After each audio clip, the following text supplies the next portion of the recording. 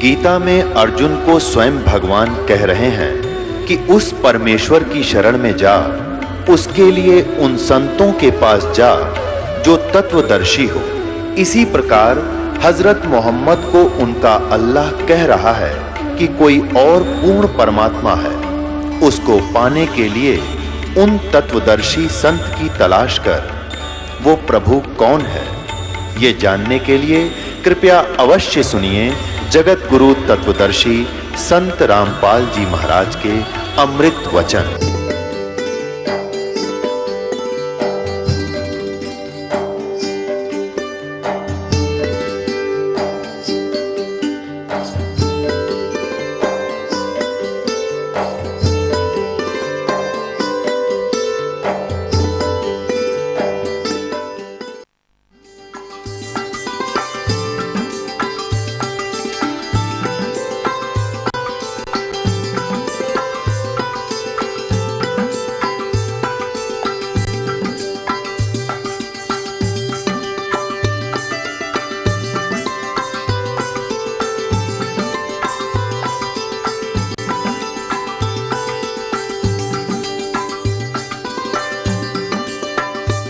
परम पिता परमात्मा, सारी सृष्टि के रचनहार, कुल मालिक, अनंत कोटि ब्रह्मांड के स्वामी, सारी सृष्टि के रचनहार कबीर साहेब कबीर देव की असीम कृपा से इसे घोर कलयुग में ये सत्यनारायण कथा सभी पुण्य आत्माओं को जो सत्संग में आती हैं सुनने को प्राप्त हुई। सत्संग में आने से इस प्राणी को यह ज्ञान होता है कि मानव शरीर परमेश्वर ने हमें किस लिए प्रदान किया था। अभी तक तो हम ये जान रहे थे, जब तक हमने सत्संग प्राप्त नहीं हुआ था तो जैसा भी अपनी परंपरागत लोक वेद के आधार पर साधना हम कर रहे थे उसको सही मानते हुए, साथ में अपनी दैनिक क्रिया जैसे हमारे पूर्वज किया करते थे उसको करते हुए, और संतान उत्पत्ति, उसकी परवरिश, फिर उनकी शादियां, फिर भगवान उनके बच्चे दे, संतान देवे, फिर हमारी बेसिक मृत्यु हो जावे, हमारा जीवन सफल समझ रखा था हमने। अब सत्संग माने से ज्ञान हुआ वो तो असफल हुआ, हमारा जीवन सफल नहीं हुआ। परमात्मा ने जो हमें देना दिवाना था वो पहले ही लिखा हुआ था हमारे मस्तिष्क में, और वही हुआ वही मिला। जैसे हम ये सोचते हैं कि हर काम हम अपनी प्रयत्न और सूझबूझ से कर रहे हैं वही हो रहा है, हम मेहनत ना करेंगे तो पेट कैसे भरेगा। देखो परमात्मा की व्यवस्था है ये बहुत ही अजीबोगरीब है, ये इंसान की बुद्धि से बाहर है। इसलिए परमात्मा जिस संत पर कृपा करते हैं अपना ज्ञान उलेड़ देते हैं आप प्यारी आत्माओं को, वो सत्ज्ञान बताने के लिए। ये प्राणी कुछ नहीं कर सकता, ना ये प्रयत्न कर सकता, ना ही ये कोई सफलता प्राप्त कर सकता। अब कौन मेहनत करने में कसर छोड़ता है धन प्राप्ति के लिए। मजदूर सुबह से लेकर शाम तक बहुत प्रयत्न और मेहनत करता है, 70 रुपए प्राप्त करता है, और एक जमींदार सुबह से लेकर किसान शाम तक अपने हल जोतता है तो लगभग सुबह से लेकर शाम तक 50 किलोमीटर की प्रतिदिन दूरी तय कर लेता है लगभग, और बाकी काम करे वो न्यारे अन्य पशुओं का चारा सिर पर लेकर आवे, फिर उसको काटे, पशुओं को संभाले, यानी पशु से भी बदतर मेहनत की जाती है और फिर भी जीवन सतर वहीं रहता है, ऊपर नहीं उठ पाता। और जैसे एक बिजनेसमैन दुकानदार ऐसा है कि रोजाना का उसका 20 रुपए 50 रुपए मुश्किल से सेल हो है, और एक ऐसा दुकानदार है कि मनमाने रोजाना 2000 का गल्ला उठावे उसी बाजार में, उसी शहर में। एक परिवार के 4 बच्चे हों, लड़के या लड़कियां, माता पिता सभी संतान को सम्मान सुविधा देता है और उनको पढ़ाने के लिए भरसक प्रयत्न करता है, शिक्षा भी देते हैं और मंगल कामना भी सभी के सफल होने की, उनका भविष्य बनने की करते रहते हैं। एक ही पिता के 4 पुत्रों, एक तो मनमाना IAS अफसर बन जावे, एक ही सुविधा प्राप्त हुई थी, और एक कोई अध्यापक लग गया, एक कोई जमींदारा कर रहा है, एक को मजदूरी भी ना मिलती, और एक मनमाने ऐसा मेंटल हो जावे। एक ही पिता की 4 संतान, चारों के जो है व्यवस्था नारी नारी, या क्यों, ये क्यों है, ये सोचना हमने बंद कर दिया। हम ये सोचते हैं बच्चा अच्छा पढ़ गया, वो IAS ऑफिसर बन गया, दूसरा टीचर बना, और चौथे ने ना पढ़ाई की तो वो जमींदार बन गया। नहीं, ये तो परमात्मा ने पहले संस्कार निर्धारित किए हुए हैं, उसी के आधार पर उसको वैसा प्रयत्न भी वही करवाता है, और सब कुछ उसी के हाथ से, उसी के ने जो पहले संस्कार हमारे बनाए वो ऐसा ही होता है। जीव कुछ नहीं कर सकता।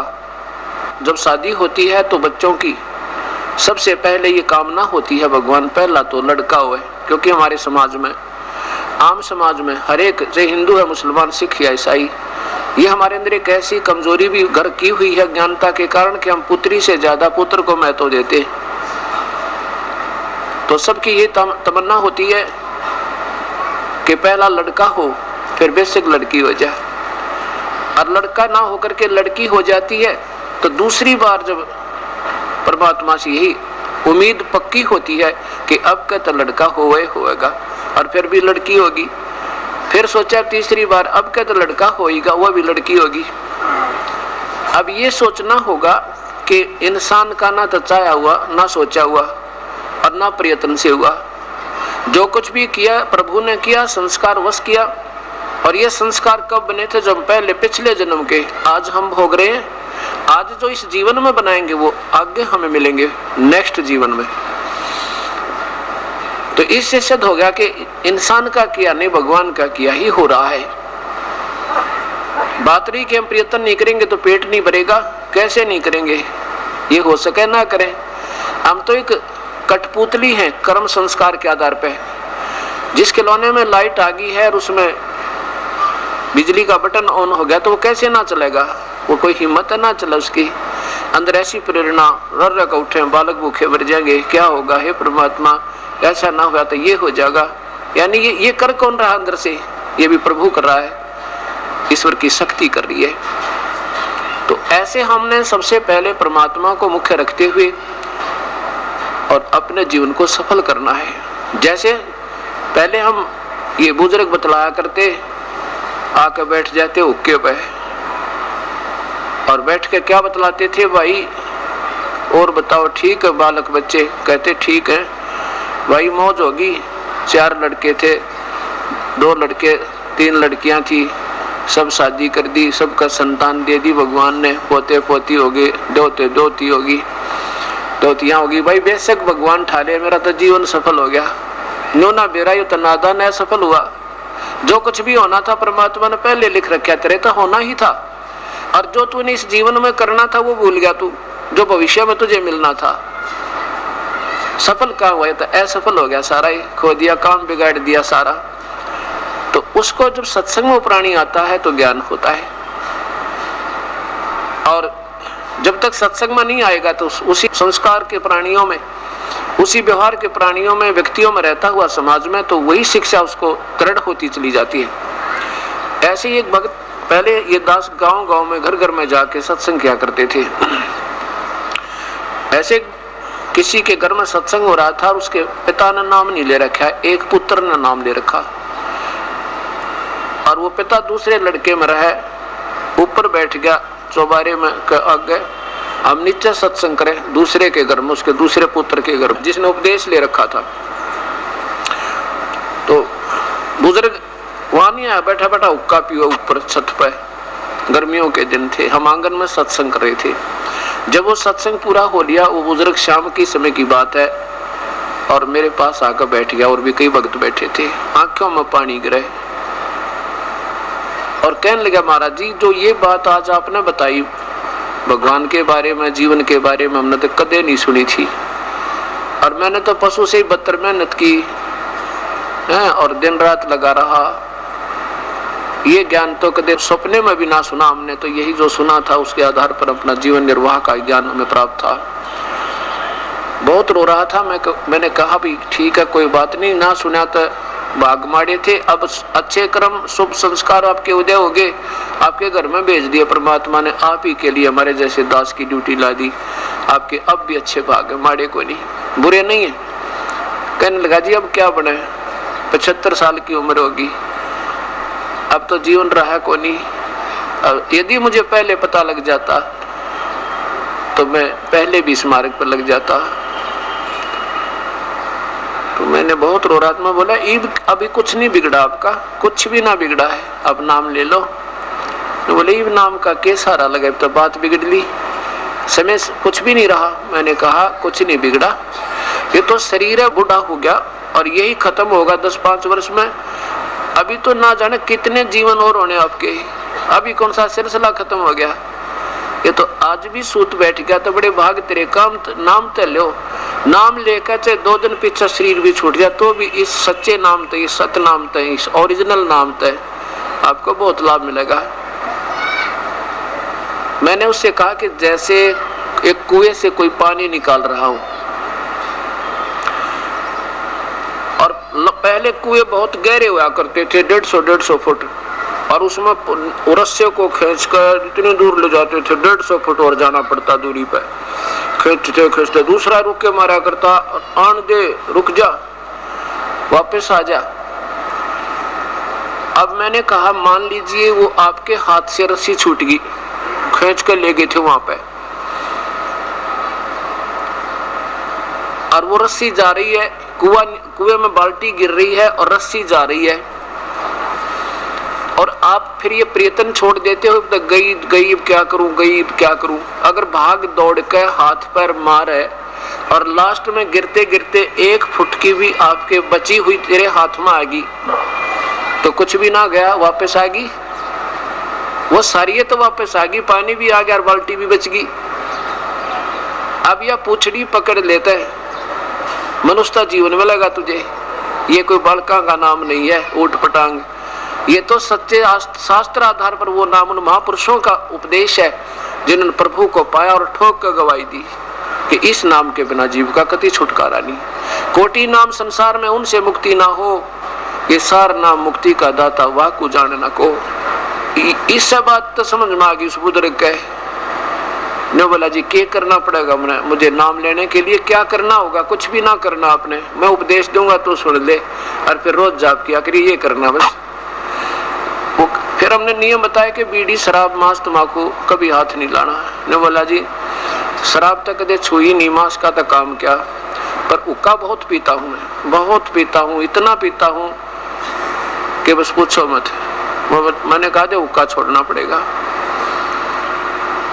वो कहने लगा जी हुक्का है तो मुश्किल छूटना, क्योंकि मतलब बचपन से पीने लगा था, 10-12 वर्ष का, और 75-70 साल की उम्र होगी। मैंने कहा देखो ये बुआ, ये बात फिर अड़ गई आके, अब कल न पशु बनाएंगे, फिर ये हुक्का भी छूटा है, शरीर भी छूटा है और ये घर भी छूटेगा, गली में कुत्ते बनकर बैठेंगे, फिर कौन होके पे होगा। ये बुराई हमने लाई थी आप पे, भगवान ने नहीं लगाई। ये व्यसन तो बुजुर्ग छोड़ने पड़ेंगे, ना तो बात बने नहीं। काफी देर नीचे न मुंह करके बैठा रहा। फिर बोला जी ठीक से कर लिया फैसला, नाम दे दो थे। मैं बोला जिस दिन ये नियम तोड़ दोगे ना एक भी, ये फिर नाम नहीं रहेगा, कि बच्चों का खेल समझो। ने बोला जी नो पक्का हूं मैं, ऐसी बात नहीं, जो कह दिया सो कह दिया, से जान बेशक लीजा पर नियम नहीं टूटेगा। उस बुजुर्ग ने उपदेश लिया, बेड़ा पार करवाया। 10 वर्ष के बाद प्राण छोड़ गया, आसानी से शरीर छूट गया। अब क्या बिगड़ा? कुछ भी ना बिगड़ा। तो कहने का भाव ये है कि ये कुछ ऐसा भी है कि सत्संग का अभाव है प्राणी को, और जिसके कारण ये प्यारी आत्मा वास्तविकता से अपरिचित है। अब जो इनको सत्संग मिला है वो, मैं ये दास कहे कि वो सत्संग है, अब मुझे भी शर्म आती है, वो सत्संग है जो अभी तक आपने सुना था।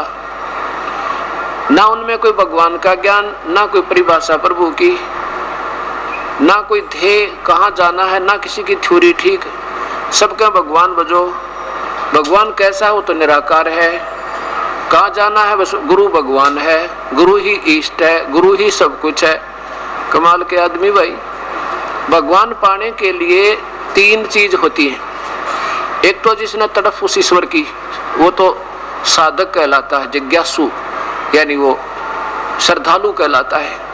और एक जिसकी तलाश है उसने वो इष्ट वो होता है जिसकी प्राप्ति, जिससे हमारा काम सर वो इष्ट उद्देश्य उपास्य इष्ट, जिसका उद्देश्य हमारा जिसको पाना है। और फिर उसे मिलाने वाला एक मीडिया और चाहिए जिसको गुरु कहें, उसको सदगुरु कहें।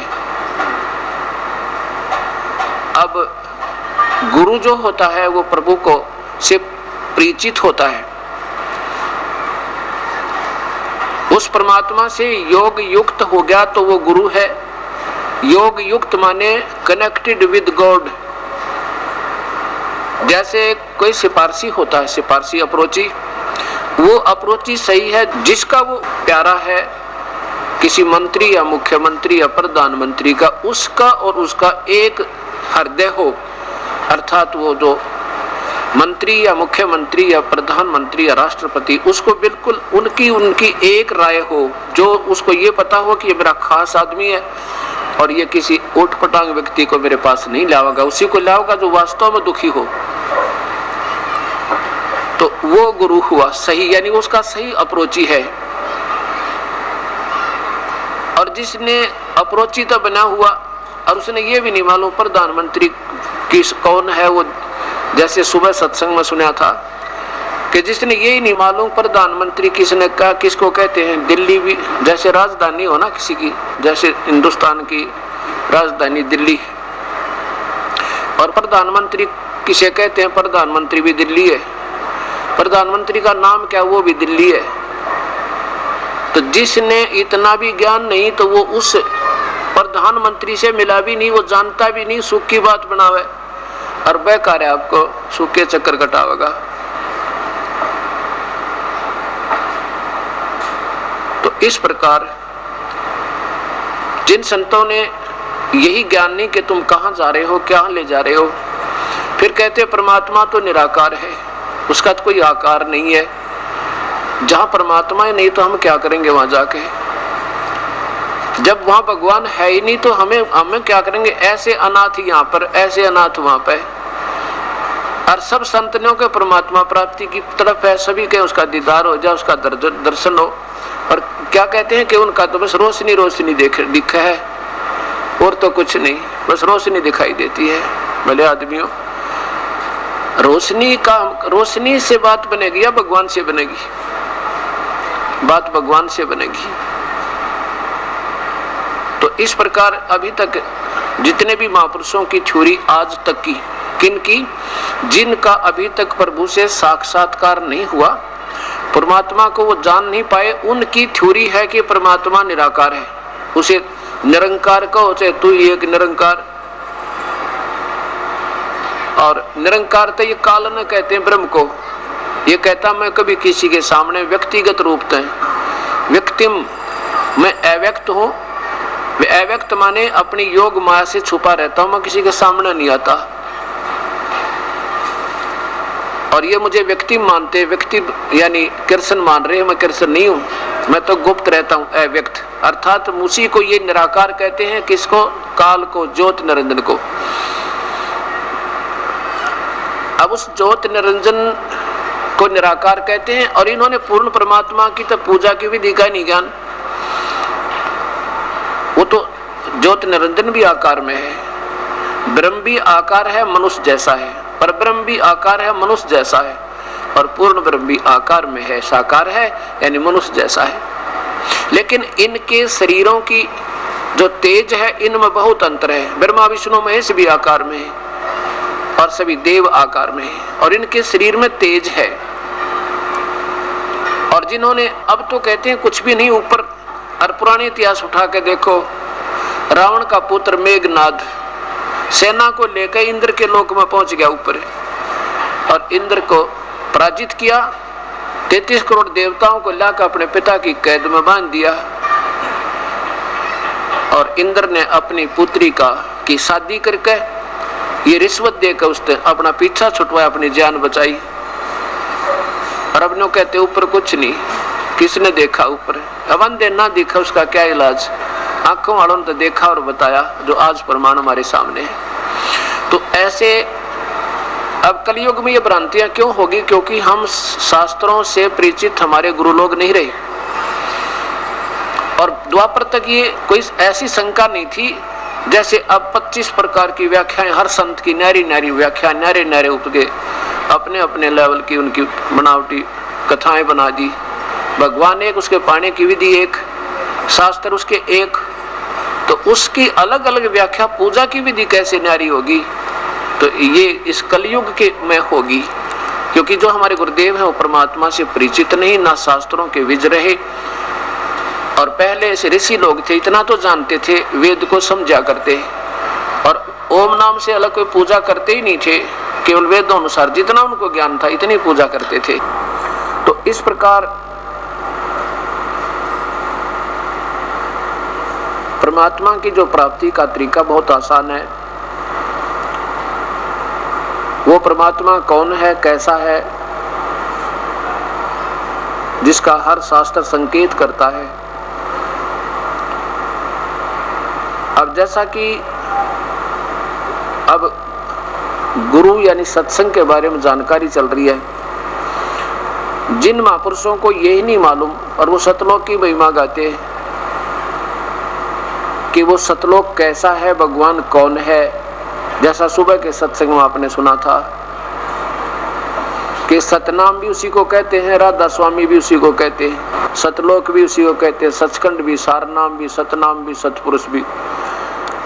बता भाई ये कोई बात हुई? और वो ऐसे महापुरुष जिनके करोड़ों शिष्य, हम तो अंधे हैं, और अंधों को फिर आगे ऐसे जो ना गलत मार्गदर्शन कर देना, इससे बड़ा पाप कोई नहीं। अब इसके देखो, सबसे पहले हमने ये निर्णय लेना होगा कि जो साधना हम कर रहे हैं ये ठीक है या गलत है।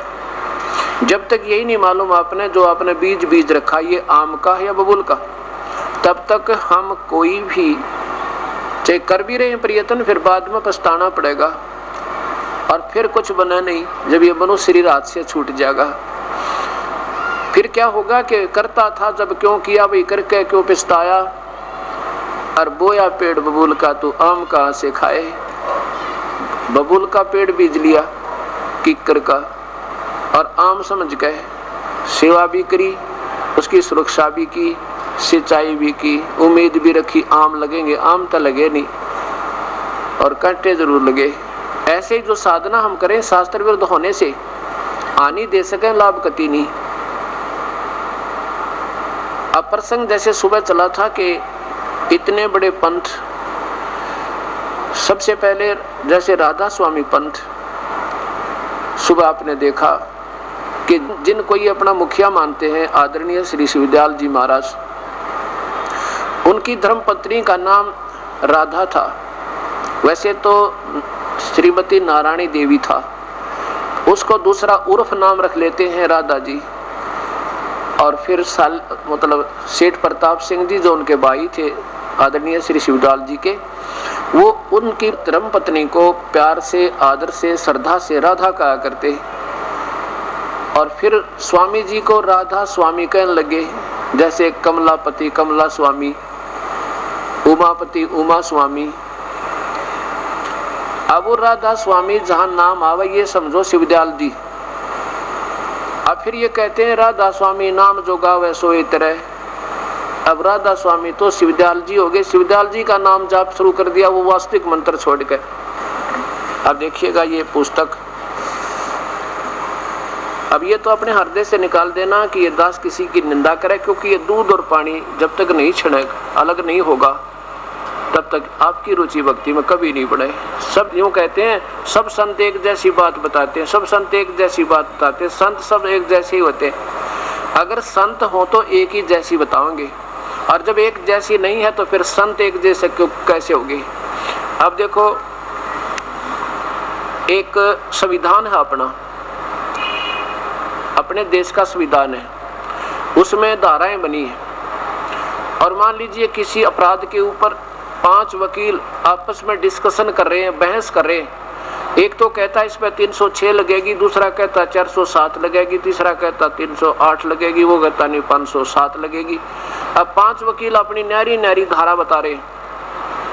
अब एक ही अपराध है, उसमें से उन 5 में से एक ठीक हो सकता है अगर हुआ तो, और नहीं 4 तो सीधे गलत, क्योंकि 5 तो हो ही नहीं सकते ठीक। और वो भी उससे ज्ञान होगा संविधान से। अगर संविधान में उस एक की भी धारा ठीक मिल गई तो ठीक है, नहीं तो वो 5 भी गलत हो सकते हैं अगर संविधान से नहीं मिली था। ऐसे आज तक जितने भी महापुरुष मार्गदर्शन कर रहे हैं ये न्यारी न्यारी थ्योरी बता रहे हैं। तो भगवान का शास्त्र एक है, पवित्र गीता जी, ये भी एक है।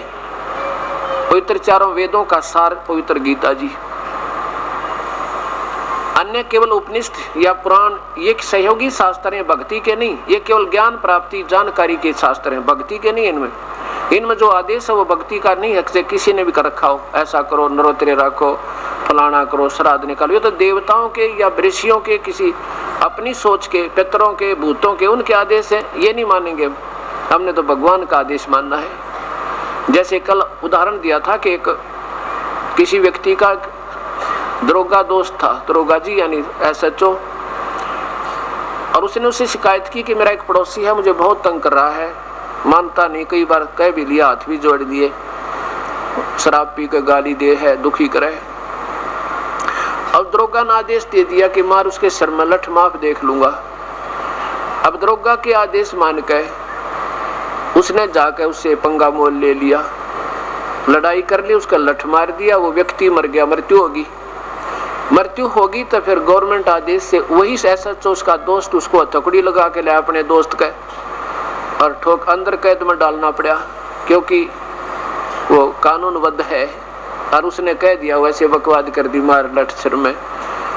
वो आदेश दे दिया उस अपने दोस्त को अपनी प्रभुता बनाने के लिए, और फिर फांसी की सजा होगी वो व्यक्ति की उस गलत आदेश को मानने से। उस व्यक्ति विशेष, अधिकारी विशेष के ऑर्डर को, आदेश को मानकर फांसी की सजा होगी, मृत्यु को प्राप्त हुआ।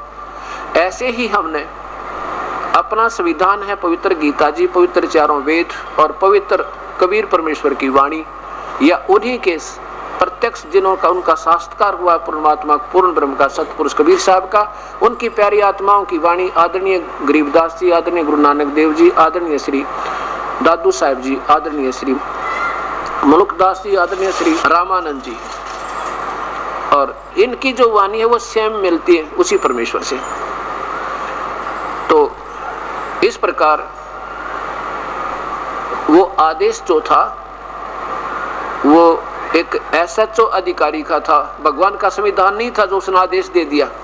ऐसे जो पितरों ने या देवताओं ने या ऋषियों ने कोई मेंशन कर दिया कि नवरात्रि रखो माता के, या किसी ने अपनी मन गढ़ंत कहानी बना के जय माता दी, अगले बोलो जय माता दी, पिछले बोलो जय माता दी, जोत लगा दो, मंदिर बना लो, मस्जिद बना लो, गुरुद्वारे बना लो या चर्च बनाओ और उनमें पूजा करो। ये किसी महापुरुष ने, जिनसे गुरुद्वारे, चर्च और मंदिर बने, ऐसे महापुरुष ढूंढने पड़ेंगे हमने, जिन महापुरुषों की याद में आज गुरुद्वारे बन गए, जहाँ गुरु नानक देव जी जैसी प्यारी आत्मा, जहाँ वो पहुंचे, जहाँ किसी का उद्धार किया, वहाँ यादगार के लिए बना दिया कि यहाँ वो आए थे, ताकि आने वाले समय में इतिहास बना रहे, इनका कोई झूठ ना बोल दे कि वैसे गलत कह रहे हैं, ऐसा नहीं हुआ।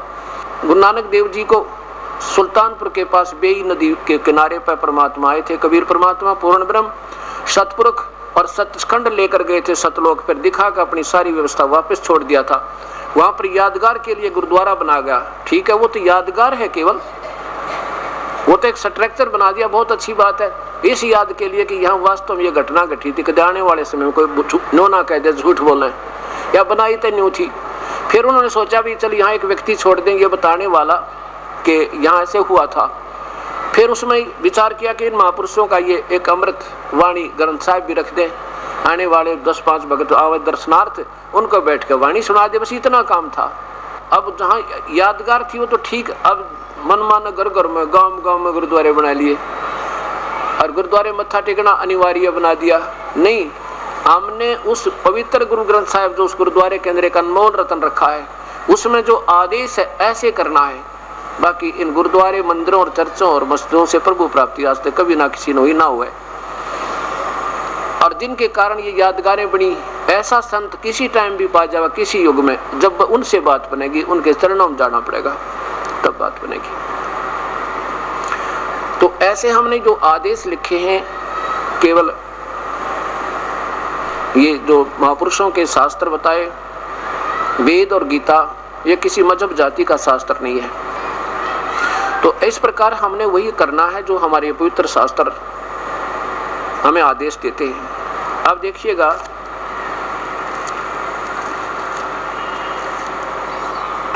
अब प्रसंग चल रहा है कि राधा स्वामी तो उर्फ श्री शिवदयाल जी हुए महापुरुष, ये पिछली पुण्य आत्मा थी, ऋषि आत्मा थी, पिछले भक्ति का इनके अंदर बड़ी तड़फ थी। इन्होंने जैसे गुरुदेव मिले उनके आधार पर साधना शुरू कर दी, हठ योग किया, 18 घंटे बैठे रहे कमरे में, कान बंद कर करके, और फिर जैसा इन्होंने किया आगे अपने उनको बता दिया, शागिर्द को, शिष्यों को। अब देखो, उसके बाद फिर उनसे भी पंथ अलग हो गया, वो राधा स्वामी अलग पंथ बन गया। ये तो कहते मेरा पंथ नहीं राधा स्वामी। फिर देखिएगा, यहीं से फिर प्रारंभ करते हैं जैसे सुबह का सत्संग शुरू हुआ था। सार वचन राधा स्वामी छंद बंद, श्री हजूर स्वामी जी महाराज, राधा स्वामी सत्संग व्यास। अब देखो, ये पुस्तक अपना मोल ले रखी है और पैसे लगा रखे, ये घर घर में हर प्यारी आत्माओं के पास उपलब्ध है। अब इनको हम सामूहिक रूप से पढ़ा दें तो कोई बुराई नहीं। हाँ, कोई इसके अंदर हम विशेष गलत टिप्पणी करें तो मेरी गलत है। मैं आपके सामने दिखाऊंगा जो का तो जो इसमें लिखा है, जो आप प्रतिदिन पढ़ रहे थे। लेकिन कहते हैं गुरु बिन कहू न पाया ज्ञाना, जो थोथा वो छड़े किसाना, संत के बिना इनका कोई सुलझा नहीं सकता। अब देखो, रजा कबीर परमेश्वर की, वैसे जीव के बस का नहीं। प्रकाशक है S.L. सोंधी, सेक्रेटरी राधा स्वामी सत्संग व्यास, डेरा बाबा जयमल सिंह, जिला अमृतसर, पंजाब। अब इसमें आपने पहले ये भी देखा था, ये देखिए फिर वचन आखिरी, वचन जो स्वामी जी महाराज ने आखिरी रोज पेशतर शिवदयाल जी ने, आदरणीय श्री शिवदयाल जी ने अंतर्ध्यान होने के वास्ते हिदायत साधु सत्संगियों सत्संगनियों को के वास्ते जुबाने मुबारक फरमाए। ये देखो 5 नंबर फिर दिखाऊंगा, क्योंकि सुबह आपने दिखाई नहीं दिया होगा।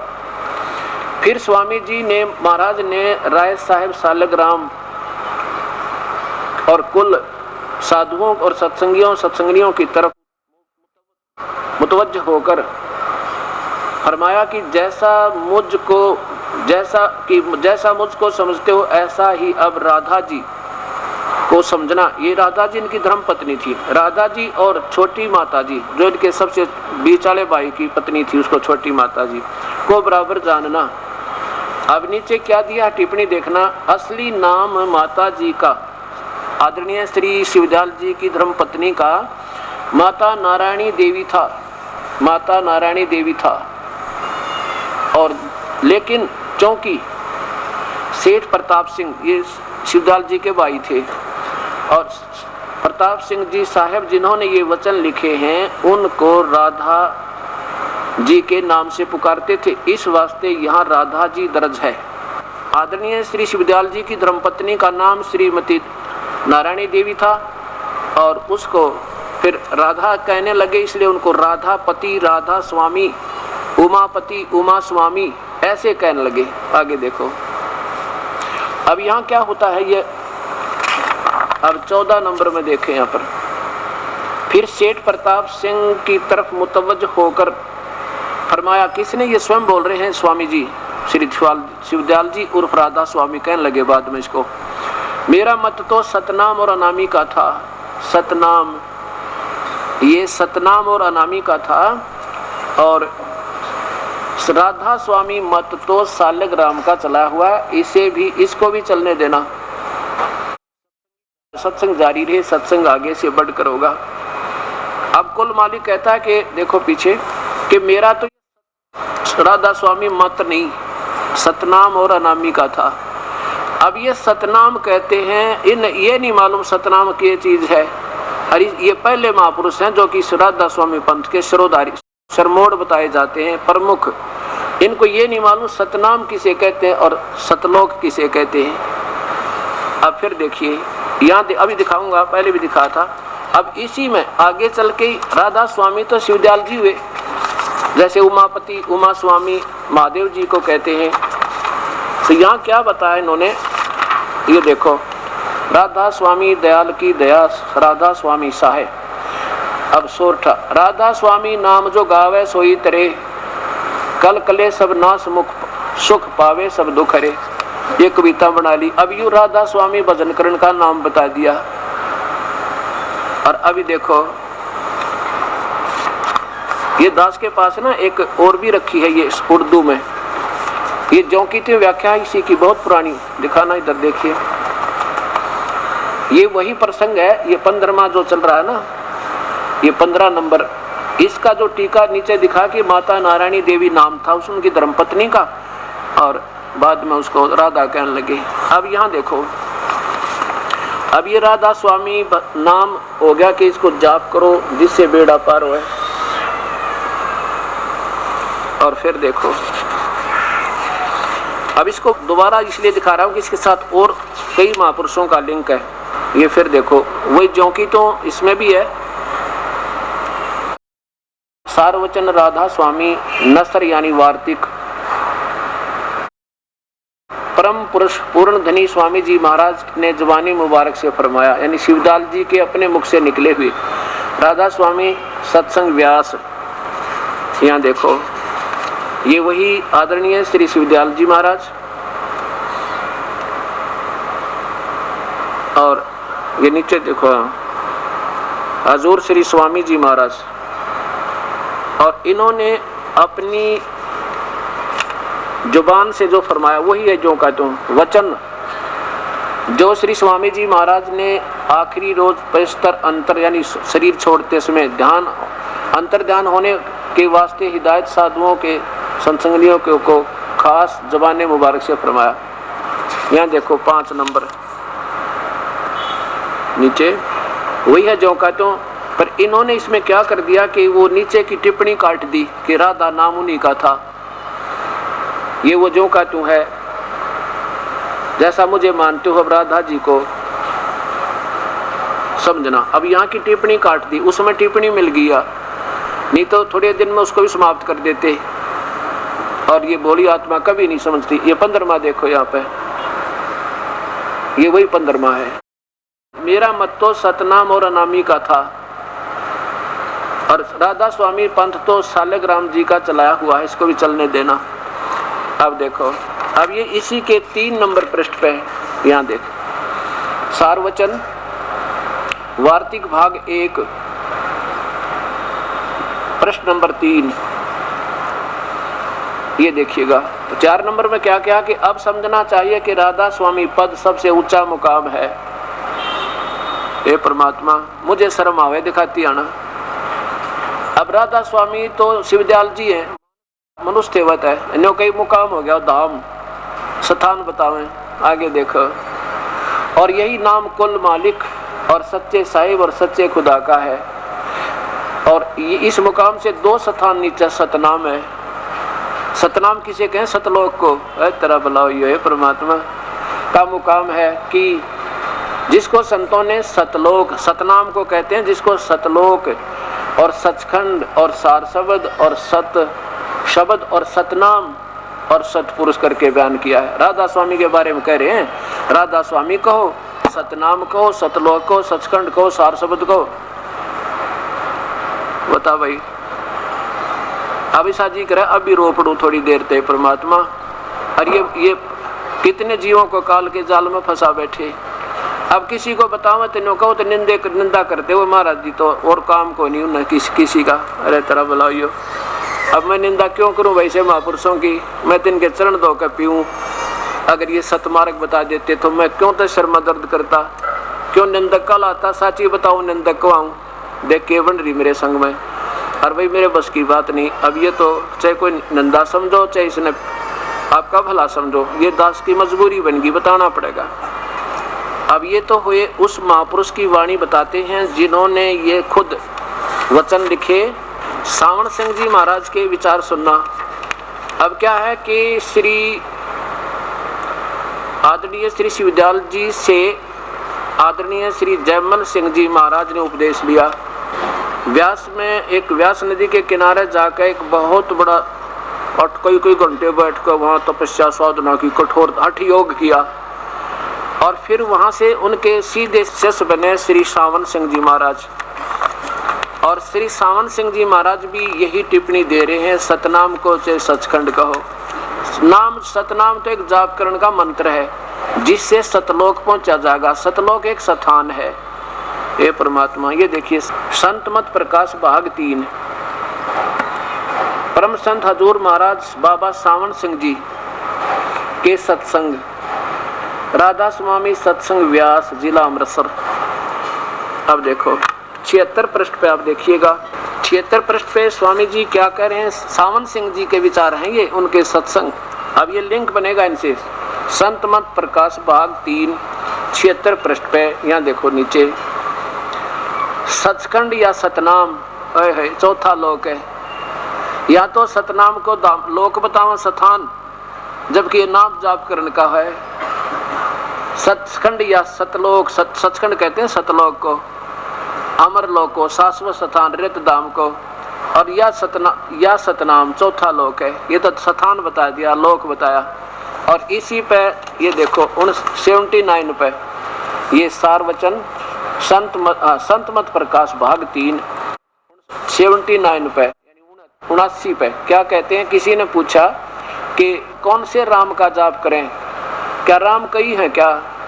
महाराज जी बोले ये देखो ज्यादा ना, एक क्या बताते हैं श्री सावन सिंह जी महाराज, याद रखना, क्या बताते हैं कि एक राम दशरथ का बेटा, एक राम घट घट में बैठा। यार वाणी तो कबीर साहब की और समझानी आई भी को नहीं। एक राम सकल पसारा, एक राम सबू से नारा। यहाँ देखो पहला राम दशरथ का बेटा और दूसरा नाम मन जो घट घट में लेटा। और यहाँ देखो तीसरा राम ब्रह्म है जो सारी त्रिलोकी को पैदा करता, पालता और मारता है, नष्ट करता है। चौथा राम सतनाम है। हे भगवान, हे परमात्मा, इन महापुरुषों का कहाँ ठिकाना होगा। सावन सिंह जी महाराज जी की वाणी है कि चौथा राम सतनाम। वहां तो सतनाम को स्थान बतावे और यहाँ राम बतावे, भगवान बतावे, यो असली राम है। अब सावन सिंह जी महाराज के शिष्य थे कौन? श्री कृपाल सिंह जी। अब विचार करना इन बातों पे। और सावन सिंह जी के ही शिष्य थे श्री बिलोचिस्तानी सामस्ताना, जिनका नाम खेमामल जी महाराज। प्रश्न नंबर 1 पे देखो, ये देखिएगा, ये सच्चा सौदा सरसा से प्रकाशित है। सतगुरु के परमार्थी कृष्णों के वृंतांत भाग पहला, पूज्य हजूर महाराज जी गुरमीत सिंह जी संग्रह करता है, डेरा सच्चा सौदा सिरसा हरियाणा से। और ये कहां से प्रकाशित है ये भी देख लो। प्रकाशक है इंद्र सेन प्रबंधक, डेरा सच्चा सौदा सिरसा हरियाणा भारत। और नीचे पर कहां से हुआ है, मुद्रक है इंद्र सेन प्रबंधक, परमार्थ उपदेश प्रिंटिंग प्रेस, डेरा सच्चा सौदा बेगू रोड सिरसा हरियाणा। इसमें पहले ही इस पर देखिएगा मुखबंद या नीचे आइए। इस युग में पूज्य परम संत कबीर साहब जी तथा श्री गुरु नानक देव जी ने उस गुप्त भेद सुरत शब्द योग नाम शब्द मार्ग को प्रकट किया। उन्होंने अपने समय में सतनाम के नाम का अपने ढंग से खूब प्रचार किया। अब देख लो सतनाम के नाम का, अब तो सतनाम नाम बता रहे हैं ना, इसी में दिखाऊंगा इनकी। फिर आगे देखना नीचे संत, यहाँ देखो परम संत बेपरवाह मस्ताना जी महाराज ने बलोचिस्तान से व्यास जाकर बाबा सावन सिंह जी से नाम की दीक्षा प्राप्त की थी। अब ये सोचना कि सच्चा सौदा वाले जो महाराज जी हैं वहां जहां से ये बीज लाए थे वो सावण सिंह जी से लेकर आए थे। और सावण सिंह जी की आपने देखी लिखी कहानी है, उनके हाथ कर कमलों से लिखी हुई। और सावण सिंह बाबा जी ने बेपरवाह मस्ताना जी को अपनी अपार बख्शिश के द्वारा बांगड़ देश का बादशाह बनाकर के वचनों के साथ सिरसा में भेज दिया। अब सिरसा आ गई है। अब ये सोचना कि इन्होंने जो प्राप्ति हुई वो कहां से हुई, कहां से दीक्षा हुई? सावण सिंह जी से। और सावण सिंह जी कहते हैं सतनाम और सतलोक एक का चीज। अब देखो सचखंड की सड़क नाम तो ऐसा बढ़िया बताओ जानो। अब पहुंच जाएंगे जैसे नरेले का रेलवे स्टेशन हो, 2 सेकंड में पहुंच जाएंगे सतलोक। सचखंड की सड़क पहला भाग। और ये कहां से प्रकाशित है? दासन दास सतनाम सिंह डेरा सच्चा सौदा सिरसा हरियाणा। इनके सतनाम सिंह जी यानी उनके बाद जो श्री खेमामल उर्फ बिलोचिस्तानी शाह मस्ताना के बाद ये 2 नंबर के महापुरुष हैं। और ये कहां से प्रकाशित है? मुद्रक कौन है इनके? सचखंड की सड़क पहला भाग, सतनाम सिंह डेरा सच्चा सौदा हरियाणा।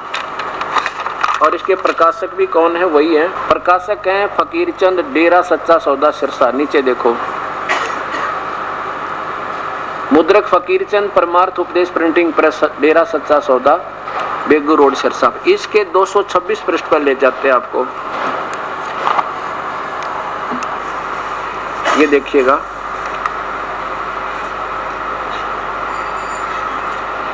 226 पृष्ठ शब्द नंबर 20 सचखंड की सड़क। नीचे आइए। त्रिलोकी तक तो सारी सृष्टि काल निरंजन की है। संतों का देश सचखंड या सतलोक है। वही सतपुरुष या आदि पुरुष का स्थान है। वह अजर अमर अविनाशी और सदा एक रस है। वह चैतन्य और चैतन्यता और चैतन्यता और प्रकाश ही प्रकाश है और कुछ नहीं। नीचे पेंड तक की कुल रचना आदि और अंत तक देखियो उसी को ओहे सतनाम सत शब्द और सार शब्द। हे भगवान, हे परमात्मा, सद्बुद्धि दो इन महापुरुषों को। ये तो सच्चा सौदा वाले महापुरुषों का जो 2 नंबर के फर्स्ट से 2 उसके बाद अब जो चल रहा है उन्हीं से, उसी को सचखंड को संतों का देश सचखंड सतलोक है। और देखो उसी को सतनाम सतशब्द और सार शब्द कहा जाता है। आगे देखो नीचे आइएगा। जिस स्थान का कोई नाम नहीं अगम अनामी परम संतों ने अनामी तथा वहां देखिए ऊपर अकय का वही सब आदि संतों का उसी को प्रभाव में है। आदि गुरु में उसी स्थान से मौज उठी और शब्द रूप होकर नीचे उतरी। वह परम संतो अभिनन्योय निवेरा सतनाम के है, सार शब्द के है। और बताइए देश न जोड़े बैठे परमात्मा। और कबीर साहब कहें साच कहूँ जग मारी झूठ कही ना जाइयो और साच ने पूरा पावते ये झूठा जगपति आइयो। कबीर साहब कहते हैं। अब इसी का प्रमाण फिर लीजिए। ये तो होगी व्यास्त है। अब देखिए आगरा वालों से कहीं का शक होगा, आगरा वाले तो बिल्कुल ठीक लिखते होंगे ना, तो ये तो चलो उधर से आगे होंगे। अब आगरा वालों के ले लें, थोड़ी सी देर देख लेते हैं। हे परमात्मा, अब देखिएगा सारवचन नसर परम पूज्य पूर्ण धनी स्वामी जी महाराज राधा स्वामी दयाल की दया राधा स्वामी शाह सारवचन नसर परम गुरु स्वामी जी महाराज प्रकाशक है राधा स्वामी सत्संग सभा दयाल बाग आगरा, आगरा से प्रकाशित है। और इसके ऊपर कौन है देखिएगा, नीचे देखिए printed by Swami Dayal Gupta at Dayal Bagh press Dayal Bagh Agra 5 अब देखो स्वामी जी का चित्र, नीचे देखिएगा। परम पुरुष पूर्ण धनी परम गुरु हजूर स्वामी जी महाराज, ये श्री शिवदयाल जी। और इसके 7 पृष्ठ पे देखो, पृष्ठ नंबर 7 पे नीचे देखिए, ऊपर जिक्र हुआ सतनाम स्थान। ये परमात्मा जहां हाथ लगा वही है बीमारी, सतनाम स्थान बतावें। और जिसको सतलोक और सचखंड भी कहते हैं, निहायत ऊंचा है, जो संतों का दरबार है, उसके ऊपर 3 स्थान है और जिनको किसी संत ने नहीं खोला। अब परम पुरुष पूर्ण धनी राधा स्वामी दाल जी ने जीवों पर निहित कृपा की। अब तो जाहिर है कि सबसे ऊंचा धुर स्थान राधा स्वामी पद एल। अब ये राधा स्वामी तो दयाल जी हो गए थे, राधा स्वामी दयाल कोई आदमी संत, अरे ये राधा स्वामी धुर स्थान राधा स्वामी पद, जो सब की आदि और भंडार है और परम संतों का निज महल है। ये परमात्मा इस ना छेड़े थे, बढ़िया रहा, मेरे लिए सर में दर्द हो गया था। अब इन बातों को, अब ये क्या हो गया, सच्चा सौदा भी आ गया इसमें, और ये कृपाल जी महाराज का भी पंथ आ लिया सारा ही। आदरणीय श्री कृपाल सिंह जी से ये श्री ठाकुर सिंह जी को ये दवाई मिली और ये सबको प्राप्त है। और 5 नाम देते हैं, ये 5 नाम काल के कबीर परमात्मा ने 5 को बना किया है। अब देखिएगा, ज्योत निरंजन, निरंकार, ओंकार और सोहम और सतनाम, ये 5 सतनाम, यहाँ नाम बना दिया वहां नाम बना दिया। अब वही बात हो रही है, भाई साच कहूँ जग मारे और झूठ कही ना जाइयो। अब झूठ का क्यों कर जा, मैं तो फिर मैं फंस गया, परमात्मा का दोषी हो जाऊं। अब देखो कबीर साहब का आपको सब दिखाते हैं। गहरी नजर गीता में आप ले जाइए, आपको केवल 20 रुपए में मिलेगी।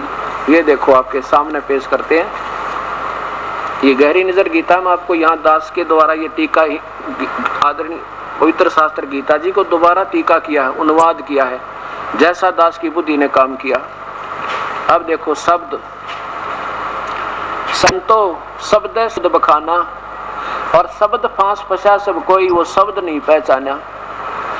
प्रथम ब्रह्म इस काल ने, प्रथम ब्रह्म सब इच्छा से 5 शब्द उचारा, सोहम निरंजन, ये ज्योत निरंजन, निरंकार शक्ति और ओंकारा, ये शक्ति शब्द है और इसका और मंत्र है वो गुप्त होता है। और इन्होंने यहाँ सतनाम अड़ा लिया, एक सतनाम, और कहीं सतनाम स्थान बतावे, किधर सतनाम को राधा स्वामी बतावे, यह शक्ति शब्द है, ये सतनाम नहीं है।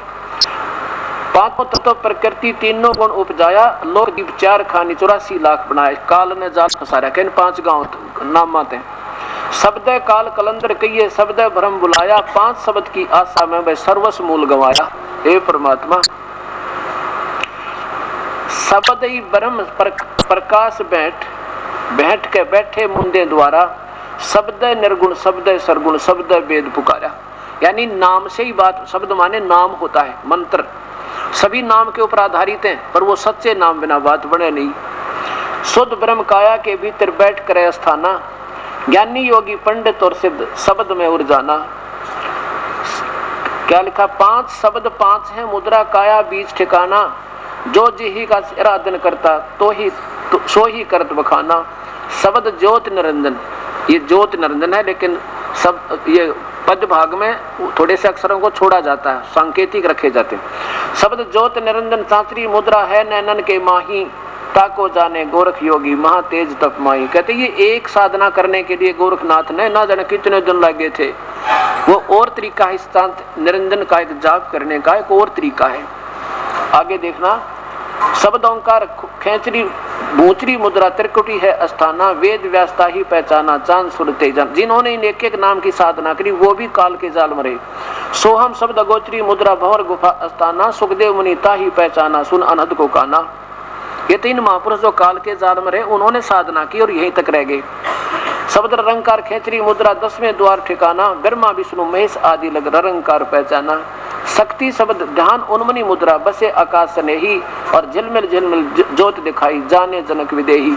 आगे देखो, 5 शब्द 5 है मुद्रा सो निश्चय कर जाना, आगे पुरुष पुराण नी अक्षर और 3 की खबर नहीं जाना। इन 5 नामों से अलग है वास्तविक मंत्र। 9 नाथ 84 सिद्धलग 5 शब्द में अटके और मुद्रा साध रहे गट भीतर, फिर औंधे मुंह लटके। औंधे मुंह लटके माने माँ के पेट में मुंदे उल्टे लटके रहे, जन्म मृत्यु में दुख पाते रहे। फिर औंधे मुंह लटके और के 5 शब्द 5 है मुद्रा लोक दीप यम जाला, ये काल का जाल है। और कह कबीर अक्षर से आगे नी अक्षर उजियाला, उस पूर्ण परमात्मा सतपुरुष का उजियाला माने प्रकाश है, उसके शरीर का प्रकाश है। नी अक्षर यानी पूर्ण परमात्मा का उजियाला है, उसी के शरीर से प्रकाश यानी पूर्ण ब्रह्म का प्रकाश है। जब इनको कहते हैं नाम तो ये गलत है, निमलानी अब ध्यान लगाना बता रहा है। खैर कान बंद करके और बस अंदर अनंत शब्द सुनना है। कबीर साहब कहते हैं संतो कोई सतगुरु संत कहावे और नैनन अलख लखावे, द्वार न मुंदे और कान न रूंदे, न अन दुल जावे, मुझे सो सतगुरु मन भावे, जो सहज समाध बतावे। अब आपके सामने प्रत्यक्ष हुआ। अब क्या हुआ कि सतनाम सिंह जी ने सच्चा सौदा में फिर इन्हीं से किसी ने प्रश्न किया कि तुम नाम तो काल के दे रहे हो, कि जब सियाने हो गए लोग और फिर बताओ सचखंड जान की, तो इन्होंने 5 नाम बदल कर 3 नाम शुरू कर दिए। अकाल मूर्त सब स्वरूपी राम सतपुरुष। अब कौन पूछेगा, हाँ अब तो ठीक है, मेरे तरफ भला हो। आप मनगढ़ कथा बना के, आप मनगढ़ कहानी बना के गुरुओं की आज्ञा का उल्लंघन कर डाला। अब शुरू से आप देख लो जड़ से कहां से चली है ये। दास का है तो अच्छा सा नहीं लगता कि इन संतों को ABC का भी ज्ञान नहीं था। ये आपके सामने प्रमाण है। अब आगे देखो, ये देखिए श्री दर्शन सिंह जी महाराज के कर कमलों द्वारा श्री कृपाल सिंह जी सावन सिंह जी के शिष्य और सावन सिंह जी बाबा जयमल सिंह जी के शिष्य। नीचे देखिए जीवन चरित्र, ये कृपाल सिंह जी द्वारा इसका लेख लिखा गया है। ये है श्री कृपाल सिंह जी महाराज।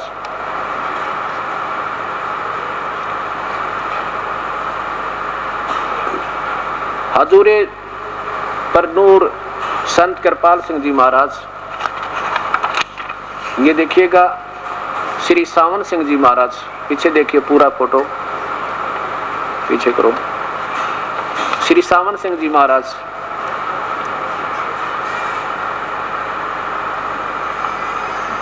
परम संत हजूर बाबा सावन सिंह जी महाराज।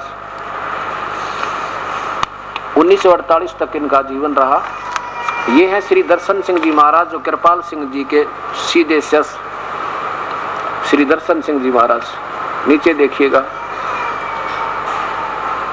संत दर्शन सिंह जी महाराज। और फिर अब इनके बाद जो वर्तमान में संत बैठे हैं, ये श्री राजेंद्र सिंह जी महाराज।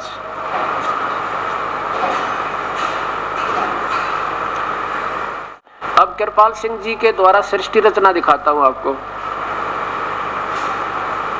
ये कृपाल सिंह जी क्या रचना है ये, इसी में देखिएगा 102 पृष्ठ पे 102 पृष्ठ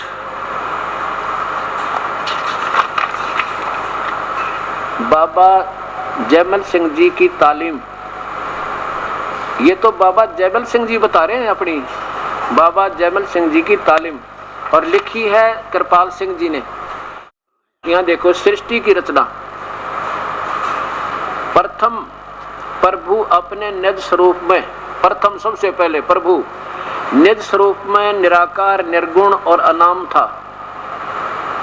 उसका न कोई आकार था, न गुण, न कोई नाम था, और जो वर्णन से परे की चीज थी, नेति नेति कहकर ही उसका संकेत दिया जाता है। अर्थात वह प्रकाश भी नहीं, अंधेरा भी नहीं, वह ध्वनि भी नहीं और मौन भी नहीं इत्यादि। वह परम सत्य, अगम अगोचर, अनंत, वर्णातीत है। यही सिर हकीकत, सबकी सृजनहार, सबकी जीवन आधार हकीकत थी, जिसने सारी रचना रची जब वह अनामी प्रभु अभिव्यक्ति में आया, जब वो आकार हुआ तो के बन गया, मनुष्य जैसा नहीं बना। जब वो अभिव्यक्ति माने आकार में आया तो के बन गया, अलख, अगम और सतनाम हो गया। ऐ तरह के जब वही है परमात्मा, अलख लोक और अगम लोक ये होना था लिखना, और सतलोक को चेवला सतनाम लोक, सतनाम हुआ। ये तो पृथ्वी आदि बन गया, लोक बन गया। भगवान नहीं रहा, पहले भी निराकार था, आकार में आया तो ये लोक बन गया, अलख लोक बन गया, अगम बन गया, सतनाम हो गया। और फिर को यही तीन निर्मल चेतन मंडल बने, मंडल स्थान बन गया ये भगवान ते। अरे भगवान ये परमात्मा बने। और दवनी, दवनी और ज्योति स्वरूप हो गया, प्रकाश बन गया और ज्योत मतलब दवनी और ज्योति हो गया। आगे देखो जो निर्मल चेतन था, अब देखो ब्रह्मांड, पिंड और अंड ये तीन बता दिए एक ही चीज के। अब ये तो महापुरुष की इतना ही बतेरा। यहाँ देखो फिर आपको दिखाते हैं आगरा सारवचन नसर अगर, आगरा के अभी और दिखाते हैं इनके द्वारा सृष्टि रचना, जो आगरा वालों ने